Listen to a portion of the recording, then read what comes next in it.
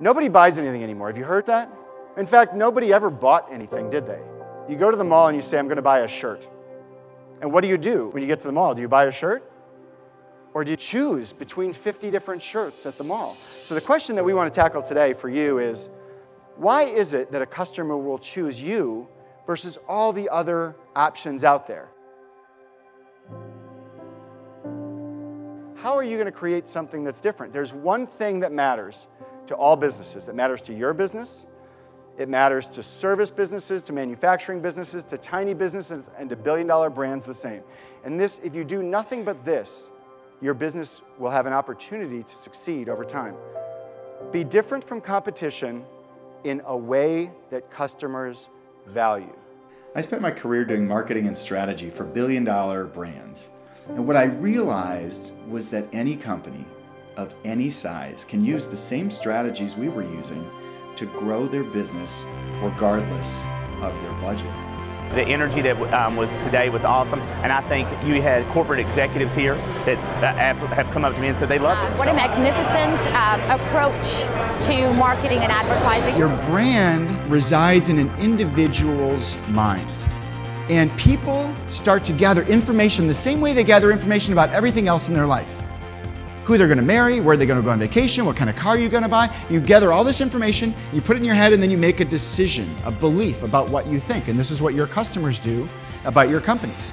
The biggest thing that differentiates billion-dollar brands from all other companies is that they spend an inordinate amount of time listening to their customers. It's really, the marketing was so simple and easy. It just awakened my assistant. I can't wait to get back and share this with my marketing group. So everything that you do, everything that your drivers do, everything that your website does, everything your customer service agents do, all of those different touch points for your brand determine whether or not they're going to vote for you with their dollars. If you get more clear on who are your ideal customers, you will find more of your ideal customers, and you will make better advertising that draws in more of your ideal customers. I've rarely seen a speaker who arrived so specifically prepared to deliver on the interests of his audience. It's great to have a tagline. It's great to have advertising. It's great to have things on the side of a truck. It becomes real for the individual when they have a personal experience that is the same as what you're committing to. The crux of success for every business is finding that way to be different from your competitors in a way that your customers value, in a way that they get passionate about. I mean, large or small, the most successful companies are doing the same few things with excellence. In the early 1980s, there's a Harvard professor, the first ever female tenured professor at Harvard, sociologist, named Ellen Langer. She did a study about the power of because. So she had a student walk up to the front of the line of the copy machine and see what percentage of the time the student could cut in line. And the first time they did it, she had them say this: "Excuse me, I have 5 pages. May I use the Xerox machine?" 63% of the time, they let the student cut in line. Then she had him go up and say something else. She said, "Excuse me, may I use the Xerox machine because I'm in a rush?" 94% of the people let him cut in. Now, if you're paying attention, you're like, yeah, but you gave him a good reason, because you're in a rush.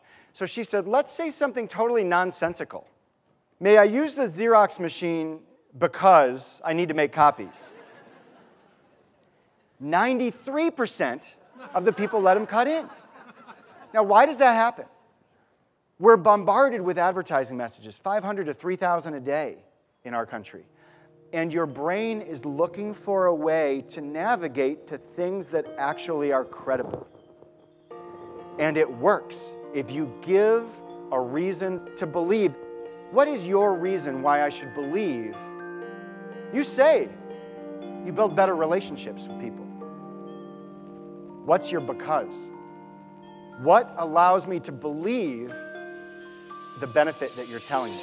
Gerry O'Brion was awesome for us. I mean, on a scale of 1 to 10, he was an 11. He was off the charts. He was very relevant.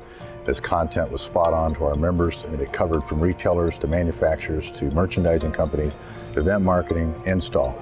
Everybody got a value from that performance and his presentation. We plan to continue using Gerry in a very meaningful way. The concepts that I teach are simple enough that they can be put into action immediately, but they're powerful enough that these are the same things that have grown startup companies into billion-dollar brands. I'll give you a case study about this. So here's a free fitness podcast. You sign up on iTunes.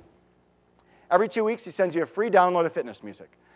CEO is one of my clients. He comes to me and says, I need to get more people coming to want my music. And I said, well, what need are you solving? And he said, oh, I'm solving the need of people who want music that's 120 to 150 beats per minute. So I never really thought about my workout music in those terms. Do you have any feedback? I say, get your customers to give you feedback. He said, yeah, I got all this feedback. So we took all the customer feedback and we put it in that hierarchy. And the music, what we found out is the price of entry has got to sound good. And it's got to be free.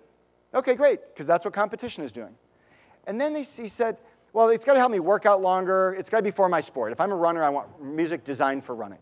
But then they gave him all these emotional needs. Oh, you know, when I listen to your music, it helps me escape. It helps my workout be more fun. It helps my workout be easier. He changed all of his advertising to talk about the emotional benefit. What if your workout could be easier? Yes, it can. Here's why your workout is easier with our music. He got flooded with people who wanted their workout to be easier. What are you doing to put your message in terms of what the customers want from you? Not talking about your product, but talking about the need that you're fulfilling for your customer. It was fantastic, very entertaining. Loved his insights into how decision makers think. I found it extremely motivating, very engaging speaker. Something that he brought out was that innovation really comes in honing, knowing exactly who you are and focusing on that, and that's where true innovation lies, and that was like, aha, for me. We had a year-long argument on Coors Light as to whether cold beer even made any sense. How can a beer be colder? That's absurd. What if it's as cold as my refrigerator? It's as cold as the bar cooler that they pull it out of. If I buy it at the convenience store on the stack on the floor, it's warm when I buy it. How in the world? That's stupid. But what if it wasn't? What if you said, you know what? We know that that's what they're saying they want. What if our beer could be colder? What would that look like? What if you could create something different from all the other distributors and have every person in your organization talk about it the same way every time? What would that look like? Well, for cold beer, here's what came out of it. We looked at our target, 21 to 20. We looked at their needs. We looked at the benefit, cold beer, and we said, that's different. But why would they believe us? Why on earth would someone believe that their beer is colder? Here's what came out. The Frost Brew Liner can that someone in the room said, well, it keeps your beer colder, right? But in addition, we had other innovation. When we got clear about what we were doing and who we were, it exploded the sandbox of innovation. We came out with a cooler box, which is an 18-pack of plastic bottles with essentially a garbage bag in it. But it keeps your beer colder. Work with me here. Cold activated bottle. The label turns blue, so you know when it's cold. It's pretty close, right? Kind of, and the bottle's blue, which means cold, right? Cold activated can, super cold draft. Beer doesn't freeze at 32 degrees. It freezes at 27 because it's got alcohol in it. So we can pour beer below freezing. The innovation box exploded. You know, success isn't in doing the most or having the best idea. Success is in choosing the right things to do and navigating so that you provide something special and different for your customers that they'll pay for and that they'll tell other people about. You don't need piles of marketing books. There's a handful of key strategies that are the underpinning of all successful businesses. Whether you're a product company, you're a service company, or something in between like a restaurant, the same strategies apply and work. The innovation you do around that thing that people really, really want allows you to give that message in every single thing that you do. We started that ad campaign in 2006. Coors Light sales are now $250 million a year higher than they were in 2006. And it keeps going like this because we found something that people care about that is uniquely ownable by us. When I speak, I'm committed to everyone in the audience having one or two of those light bulb moments. These insights have absolutely changed the course of businesses who have implemented them. And by the time they leave, everyone in the room has ideas that they can and will implement in their business. That is what has made my journey worthwhile.